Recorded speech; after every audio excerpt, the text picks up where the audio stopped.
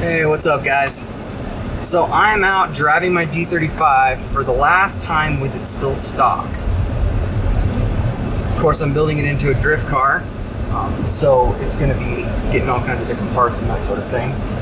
But I thought I'd give you guys my impressions and reasons why I chose a G35 as my first drift car, which is not normally a first choice for a drift car. So reasons are, initially I wanted to get a 350Z because they're supposed to be kind of ready to go out of the box since I don't have a whole lot of money to be dumping into a drift project. The only two problems I have with them is, one, they're still at a price point that's a little outside of my reach. I found one with a blown motor for $3,500, and I found one with all kinds of cosmetic damage for like $5,000. I just couldn't find one that was at the price point I was looking for. The second reason I didn't really like the 350Z is because I don't really like the way it looks. And I know that's a preference thing, and there's lots of people who love them, but I'm just not a big fan of the headlights, taillights, kind of the rounded front and rear end of the car. So, however, I like the G35 a lot. I like the way that it looks, and it has the same drivetrain, same engine, same trans, all that. The only drawback to it, in my opinion, is the wheelbase. It's got a 112-inch wheelbase, while the 350Z only has a 104-inch wheelbase. So, as far as controlling turns, it's going to be definitely different. I don't know. I haven't drifted yet, so I don't really know what it's going to be like, so I won't really know any better. But yeah, so my other reason for choosing a G35 is the drift tax. I mean, I found a 240 for $3,500, and it had 170,000 miles on it, even though it was in really good shape. But that didn't really leave me any money to do any of the stuff that I would need to get it ready for drifting. So obviously AE86s are completely out of the price range of the normal human anymore.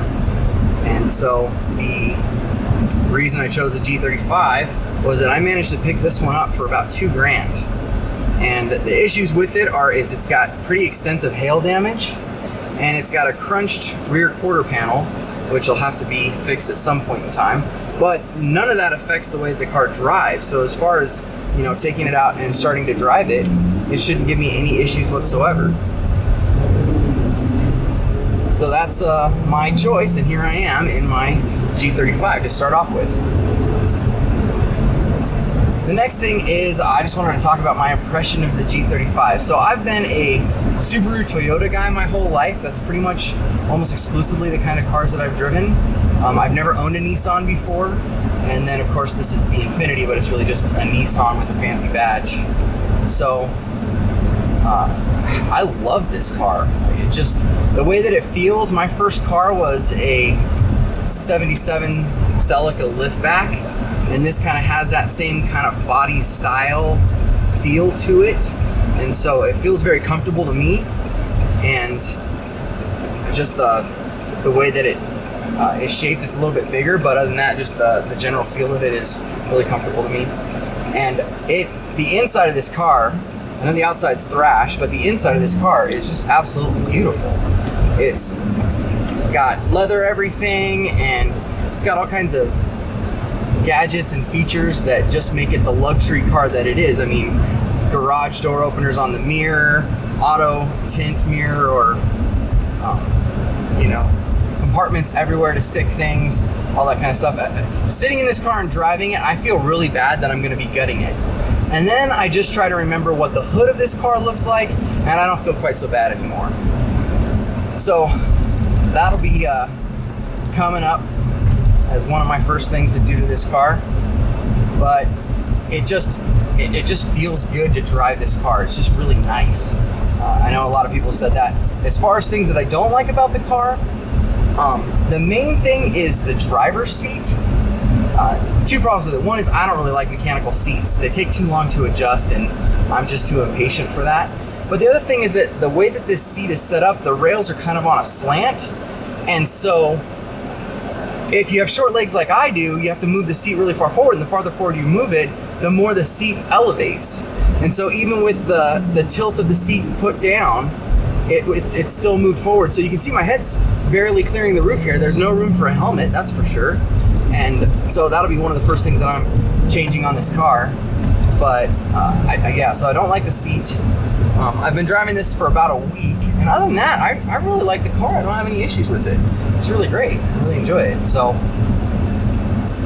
I really like the FR feel of this car. The front engine, rear wheel drive. Actually, it's front mid engine. They're kind of trying to do the same thing that Honda did with the S2000, where the engine sits really far back in the engine bay, kind of bringing the center of gravity more towards the middle of the car, which is what you want for drifting too.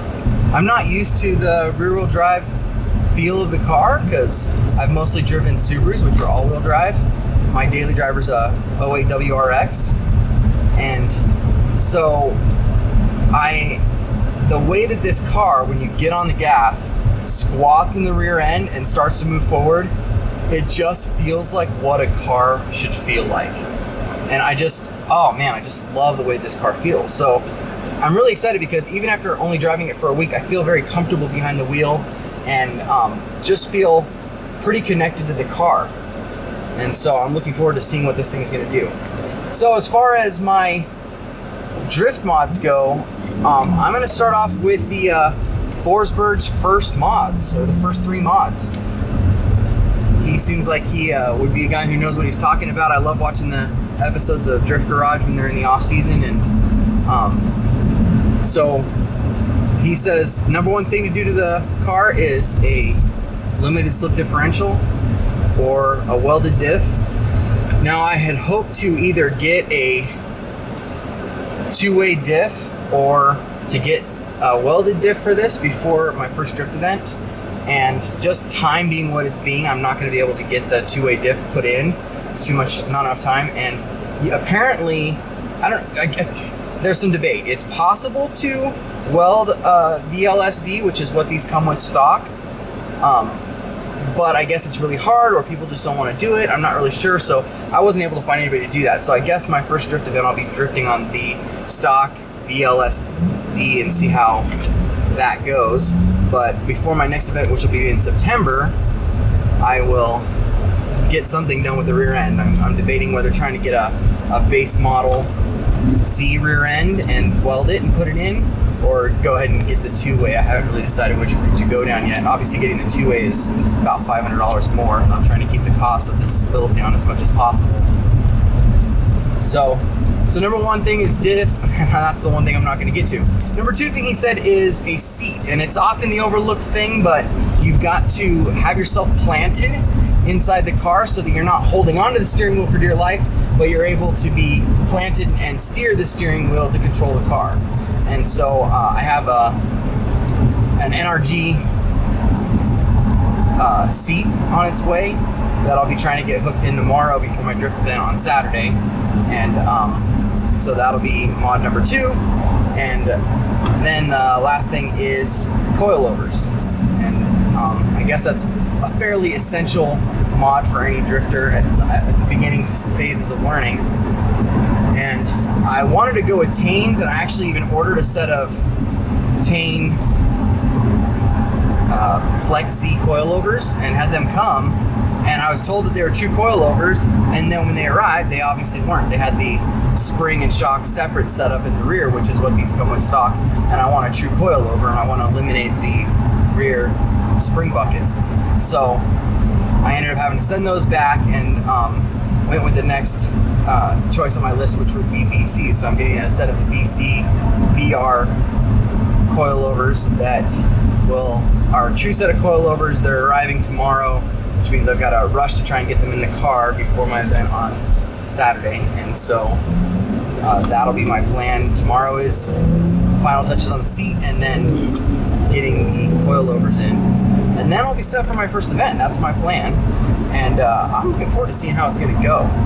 And of course, I'll try and keep you guys in the loop on the build stuff. I'm not going to rehash the stuff that's already online. There's no reason for me to make another video about how to do stuff when it's already there. But if I come across anything that I can't find a video for and I've got to do it to the car, I will try and do more of a step-by-step process for that for you guys. And so, that being the case, kind of brings us to our God thought of the day. At the beginning of the build process of this car, it makes me think about Philippians 1:6, which says, He, of course being God, He who began a good work in you will be faithful to complete it until the day of Christ Jesus.